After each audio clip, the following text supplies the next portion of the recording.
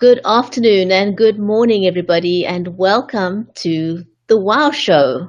We are the Women of Wonder.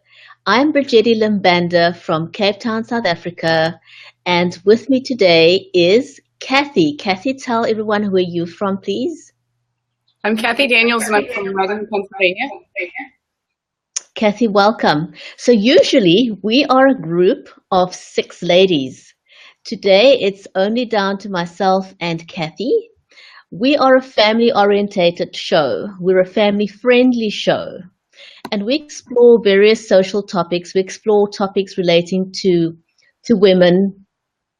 We explore topics relating to the family, the workplace, the home environment. Hi, Adam. Adam's just joined us. And the reason we do this is because we are all women that are passionate about helping others, and we're hoping that by sharing a little bit of our own personal experiences and our lives, we can help other ladies who are in similar situations like ourselves. Isn't that, Kathy? Yes. And so today we are missing a few of our friends. Mary's got some illness going on in the family. Emily is on a trip. She's doing a safari called Aliens on Safari, which is going to be a new show that she will be hosting. Then we've got Sarah, who's away on a camp this weekend. And we have got Donna Marie, who's working. And hey, life happens, isn't it? So today it's just the two of us, but that's okay because we know life happens to all of us. So our topic for today, first of all, just a little bit of housekeeping. For those of you who are watching, may I please ask you to share the broadcast. I see someone from Bubbler Media is watching with us as well. I'm not quite sure who that is. And our topic for today is about bullying and adoption. And the reason we chose the topic of bullying and adoption, because it's very close to home, isn't it, Kathy? It's something that's happened amongst us. It's something that's very real. It's something that's actually happened to you and to your family. Mm-hmm. Will you tell us what happened this week?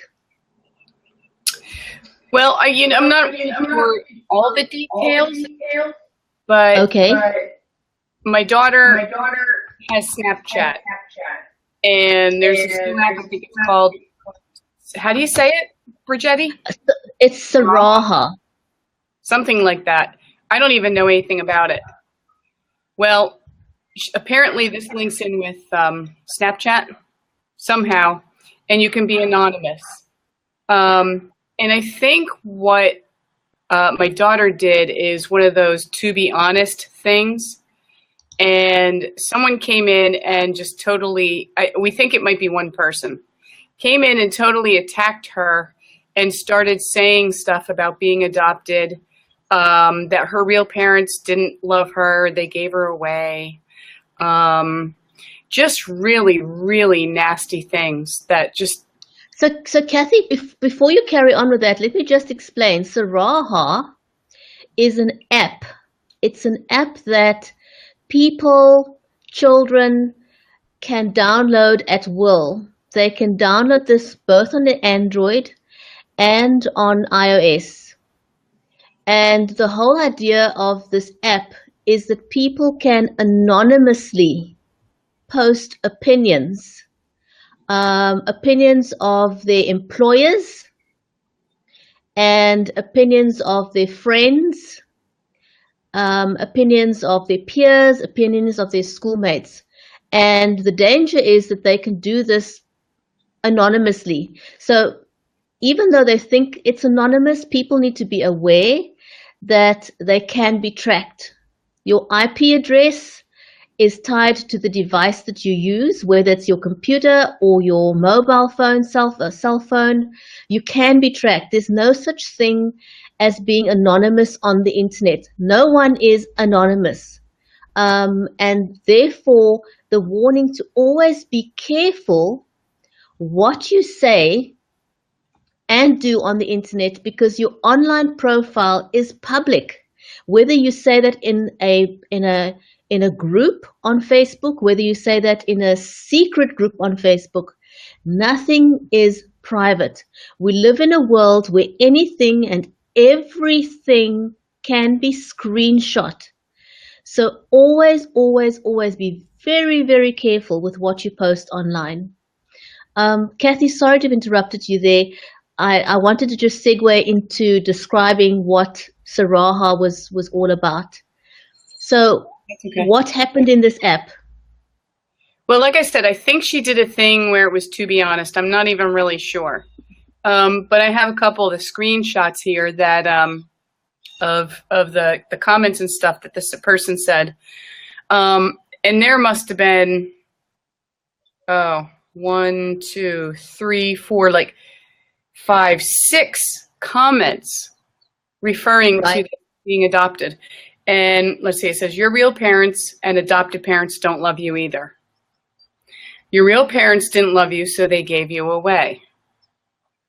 Why are people, one person was really nice, which I wish I knew who this person was, but it said, why are people always hating and saying bad things about a beautiful girl like you? It's nice to know your real parents, but wouldn't know because your parents left you. And it's like your parents gave you away because you came out a broken condom and were a failed abortion. I mean, who says that? You know, what kind of person says that, even when you're hiding behind a screen? You know, it would seem to be symptomatic of something that's either gone wrong in that child's life or something that's seriously lacking in their home life, that they don't have the moral compass to understand that that is so wrong. I don't even know where to begin. I was shocked to my core that this would have happened. I mean, adoption in itself, Kathy, is a beautiful thing. You It is. know, I saw your post on Facebook about how you feel about your family, and knowing you as a person, I know what a wonderful mom you are in every sense of the word. You know, one doesn't have to be a biological parent to parent. You are responsible for your children in every sense of the word. You know, they don't have another mom and dad. You are their mom in every sense that truly, truly matters. And knowing you, I know that you would go to the ends of the world to protect your children. And I don't understand where these kids are coming from, where they get this wrongful perception from about what adoption is. I like very much what you said in your post when you said that you chose your children. You know, out of all the children in the world that you could have adopted, you chose Hannah. You know, she's a beautiful girl. She's got so much going on for her. And I applaud you, Kathy. I applaud you for standing up for your daughter. It was a beautiful thing. And I promise you, I will use every opportunity I get to applaud what you've done and to stand up for adoptive parents and to stand up for adopted children like Hannah. Thank you. How has this affected your family, Kathy? Well, I mean, I have to say this is not the first time she's actually been bullied for being adopted. So this isn't something that's actually new to us. This has got to be, that I know of, I think the third kid that has thrown adoption into her face in our school district, nonetheless. Right. You know, where these kids are getting this perception that adoption is bad is really disheartening, because again, why would these kids think that adoption is bad? You know, they don't know the backstory. You know, our kids were foster kids. They were not given away. Parents just were not capable of taking care of Hannah and Josiah. And so, you know, that's where we step in. You know, now some people say, well, you really didn't choose them. In a way we did, in a way we didn't. Now we were called up and we were told about these two children, that the possibility that they might need to be adopted. And we hadn't said yes. We actually went over, we met them because they were with another foster family. And then what we did is when we met them, we were like, that's it. We were captivated. Hannah was this little toddler bopping around. Josiah was an 11-month-old baby, got to hold him and feed him. Basically from the time we met them, that was it. We knew they were going to be ours. Now Adam's posed a question here, or a statement. He says, we tell kids not to bully, but they see adults do it all the time. And that is 100% correct, isn't it? And bullying can occur for a number of reasons. You're too black, you're too white, you're too tall, you're too short, you're too fat, you're too skinny, your nose is too big, your lips are too big, your lips are too narrow. There isn't a particular subset of things that are excluded from bullying. And so it begs the question, what can one do? The interesting thing though, Kathy, is that bullying is not new. It is as old as the Bible. Right. In fact, there's an account in the Bible talking about fallen angels who came down to the earth. This is prior to the flood. And these guys had intercourse with the humans on earth, people on earth at the time. And the result was what was referred to as the Nephilim. And they were giants because it was an unnatural union. They were huge people and they bullied people because of their sheer size. So bullying goes way back. It's not something new. I want to read some of the comments here. Ingrid asks, what are school authorities doing to educate kids? I don't know. Is any of that happening in your school, Kathy? No. You know what? And I have mixed feelings about a lot of this stuff because I think people try to use schools like as if they are the ones that need to teach children morals. That's something that's up to the parent. When stuff happens in school, yes, we need to take care of things. We need to get parents involved and whatnot. Now, this is not necessarily anything to do with the school. So I don't put too much pressure here on the school in this situation. This one I feel falls on the backs of the parents.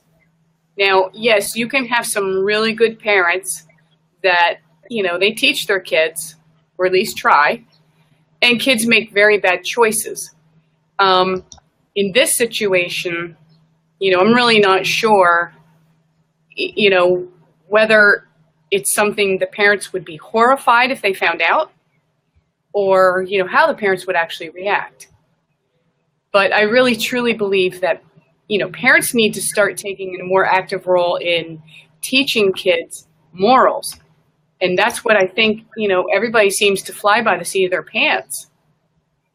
If my kids ever did this, I already told them, I'm like, oh my gosh, I just couldn't even. But then again, Hannah's been through a lot and she's been through a lot of hurt. But I still could not see her saying anything this nasty to a person.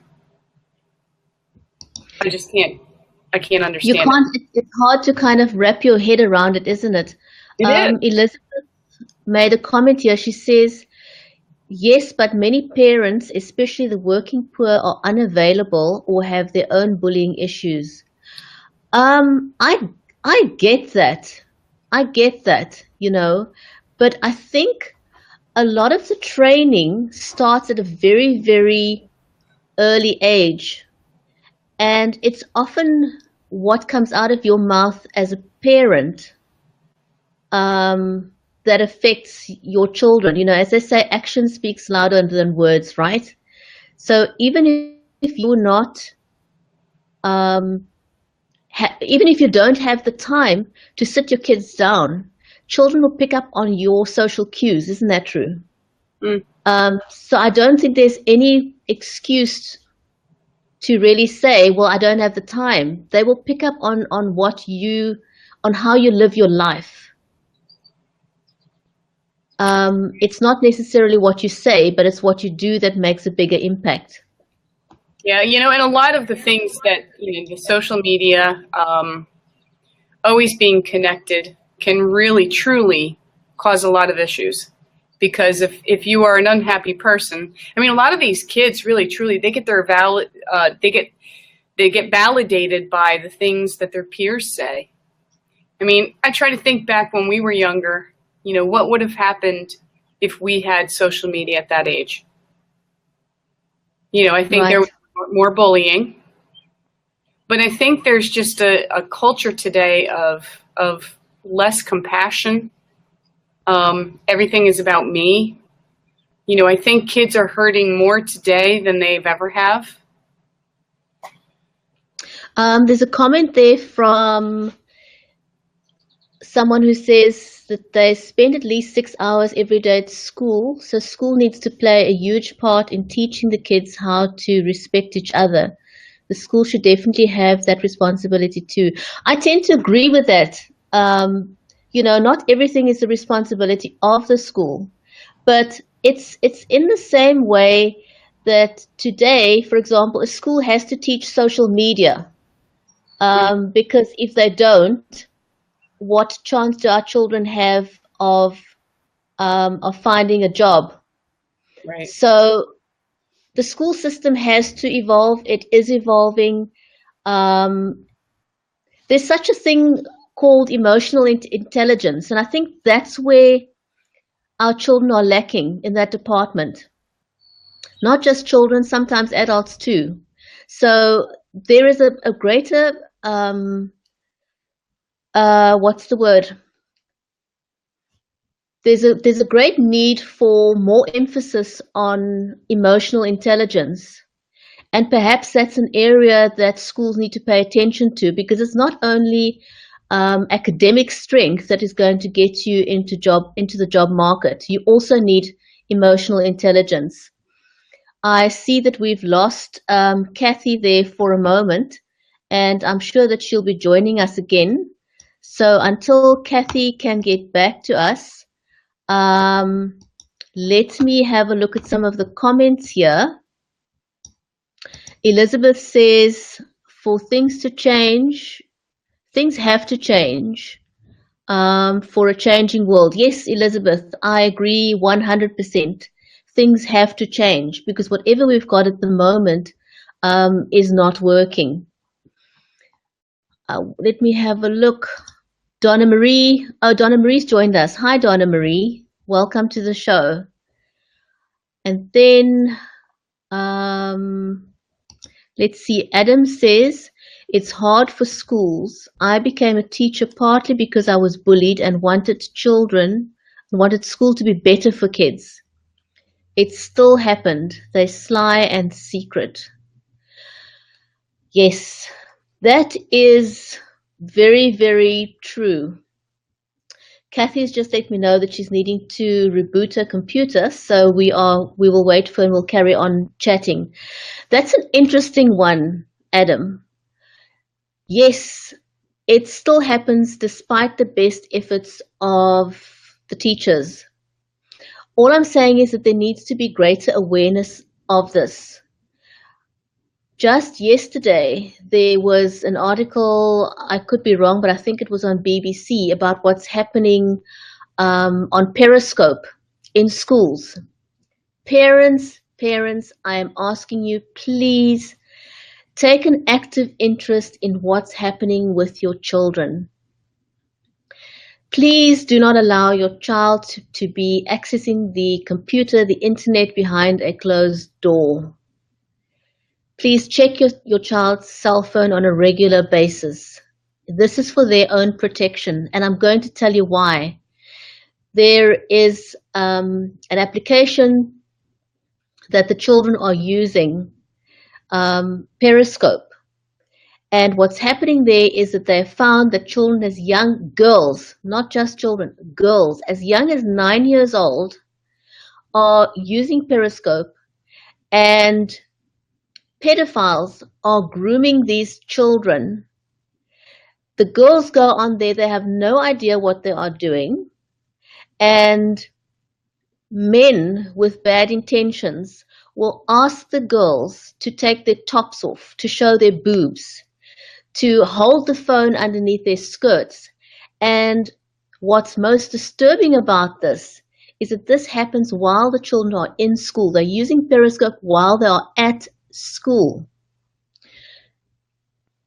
There's been incidents of children. I personally have seen incidents where children are at home in their bedroom. They're on Periscope. They have no idea what they are doing.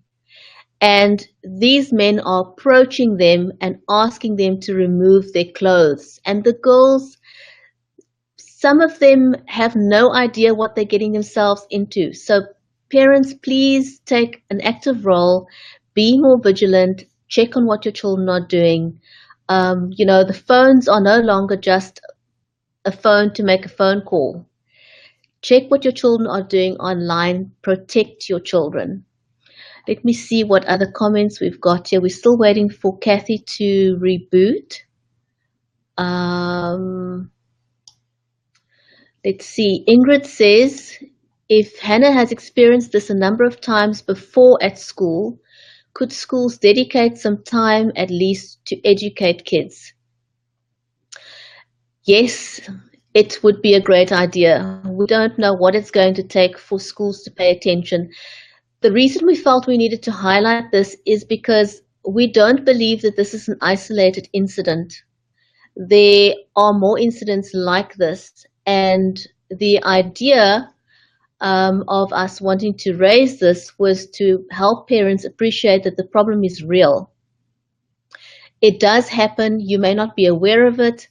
And we want to basically raise awareness by opening up this topic today. Elizabeth says, when I was in school, we were graded on self-control. Interesting. I've certainly not heard of that. And it sounds like a great idea. Kathy is still rebooting her computer and she'll be back soon. Let's see. There's a comment here from Donna Marie.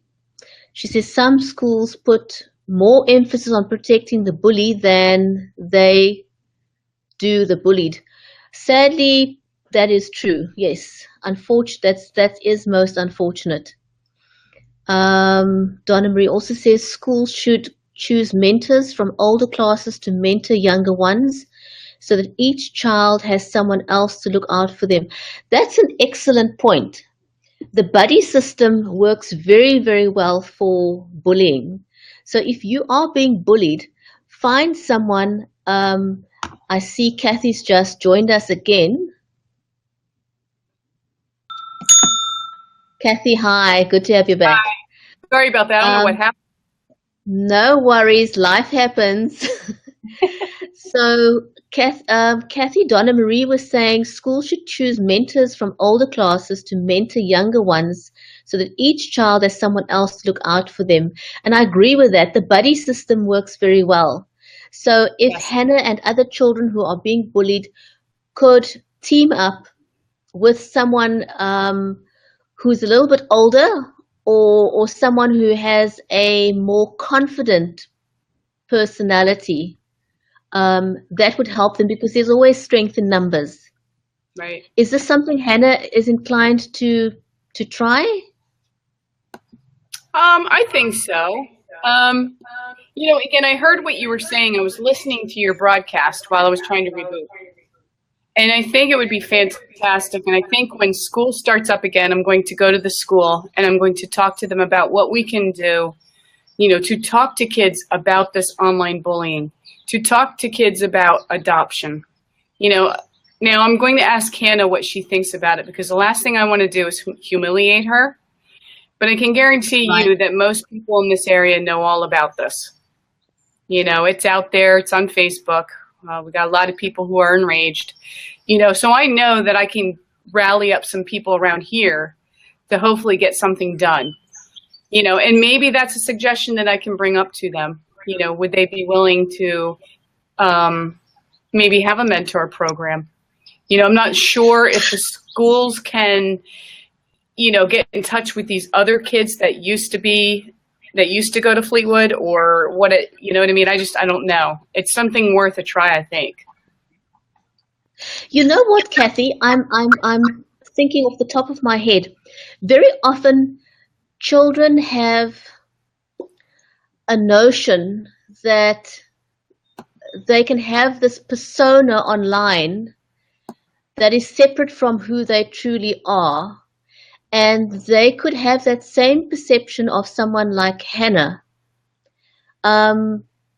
So here's a suggestion. What if, for example, you could arrange to go to the school as a mom and address these children and explain to them how the adoption process works and how it works for your family, and what it's meant for your family, so the children hear firsthand from you, who is an adoptive mom.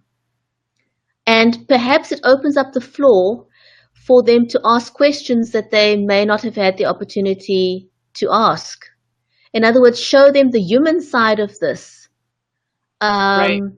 Because I think the aim should be to educate. I apologize for that door slamming there. So the aim is to educate, not to punish, because I don't think we're going to reach our goal if we're looking at punitive measures here. We want to change their minds, isn't it? We want to teach them and educate them what adoption is and what bullying is and how that affects the person. And if they need a confidence boost themselves and they need help, then maybe this will open up the conversation. Right. I agree. Elizabeth says she agrees. Awesome. Bring people together on it. And, it's the only way we can get stuff done is if we talk about it. Again, I want to applaud you for standing up and going public with this, because sometimes we get embarrassed about things that happen and we try and sweep it underneath the carpet because it's too uncomfortable to talk about. We don't want to put ourselves out there. We don't want to expose ourselves. But the truth is, somebody needs to champion a cause. And unless we find that someone who's willing to champion the cause, things will stay the same. Nothing will change. And what, Bridgetti, I think, really Sorry. What's really bothered me, the whole thing of the adoption and everything, but what's in the back of my mind, and I'll be completely honest here, is I worry about Hannah's mental state when it comes to all of this bullying. That new series that, actually, I don't know if it's a series or what it is, what they consider it, but 13 Reasons Why. I watched that with Hannah. And it was very disturbing, to say the least. But what's scary is I see a similarity here of the constant bullying. I know Hannah's depressed. I see her isolating herself from people. And I think a part of that too, she's protecting herself. And what she's going to do whatever she can do to protect herself. Kathy, can you very briefly tell us what that series is about? Because I believe parents need to know this. Yes, I believe everybody should watch it. Anybody who has kids should watch it. Now, whether or not you want to watch it with your child, that's your choice. But it's something that's real and really needs to be talked about. But the show is about a girl who's in high school. Interesting, her name is Hannah as well. And she's bullied throughout high school. And what truly puts her over the edge is she was at a party and she ended up being raped. And that put her over the edge. She ended up committing suicide because she couldn't take it anymore. And like I said, it's fairly graphic, very realistic. I have to say that when I saw the suicide scene, it took my breath away. And I just cried instantly. It's just, Because again, I see Hannah being bullied, and I worry. I worry what's going to happen to her. Will she someday? I mean, I have so much anxiety that sometimes I feel like I'm going to wake up the next morning and I'm going to find her in her bed.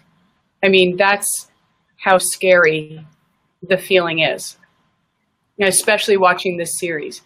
But what people have to know is these things happen without parents even knowing it. Because in 13 Reasons Why, Hannah's parents had no idea why she killed herself.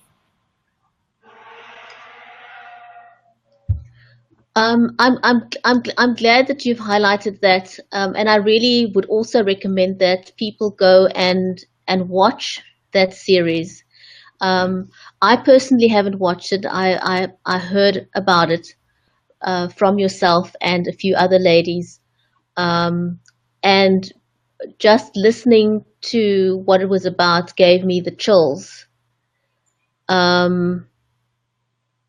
I cannot even believe that something like this was produced and that it's available so freely. Because not everyone has the capacity to watch something like that and realize that it is there for purposes of a lesson. Especially if you're looking at a young person who already has issues, who already is insecure, and who may not have the moral compass to separate real life from what they're watching. Right. They may feel that is the way out, and that, to me, that is scary, and I think that's where your angst comes from as well, isn't it? Yes. I do have to say, though, at the end of the series, they don't just stop the series. The producer, Selena Gomez, and a whole bunch of other people, the actors even, they have a discussion about the series, about why Hannah did what she did, why did they produce it, all that stuff, trying to get discussion and get parents to really take an active role in their kids' lives and, really discuss this. This is stuff that's happening. And again, we can't just brush it under the carpet. It needs to be talked about. And something as so sensitive as this is not going to be easy to talk about. It isn't. It is a very sensitive topic. So I've put together a few things about what can be done. And if you are being bullied. So here's a few suggestions. One is don't react. Don't retaliate. Don't walk into trouble. Try an unexpected response. Use humor. Walk away. Work on your self-confidence. And most importantly, most importantly is tell someone. Tell someone. Don't keep it to yourself. If you're being bullied, go ahead and tell someone that you are being bullied. Yes, and so here is some. Hannah came to me. Pardon? Right. Sorry, Hannah came to me about this. She actually showed me the screenshots of what this person said to her, and I really, really applaud her for doing that, because she could have kept this to herself. And that's what's really scary, is the fact that, yes, she could have kept this to herself. And what if she would have really, truly internalized all this? I do encourage her anytime. I'll even ask her, are you doing okay? Has anybody said anything? Whatever. And she seems to now come to me when people say things. At least I think. I'm very happy that she has. And here are some tips that I want to read from teenagers themselves when it comes to bullying. So the tips from teenagers are avoid places or situations that will make you an easy target for a bully. Remember too that bullies are going through their own issues. Mm-hmm. When you know that, it takes some of the sting out of their words. It's from coming from a young teenager called Antonio. And then Jessica says, be confident in yourself. Don't be afraid to stand up for what you believe. Many bullies back off when they see that you aren't giving them any power over you and that you aren't afraid.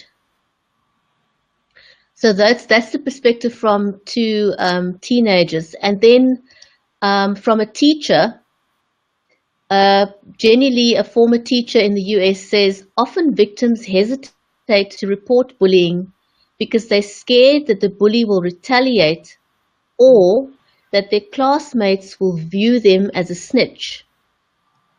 They may also be skeptical about anything that will be done about the bullying. Still, she says, I would still urge anyone who is being bullied to speak up. It's the right thing to do, and it can prevent someone else from being bullied. Let's have a look at this. One or two more comments here. Adam says a lot about you as a mom that she feels comfortable talking to you about it. Absolutely, Adam.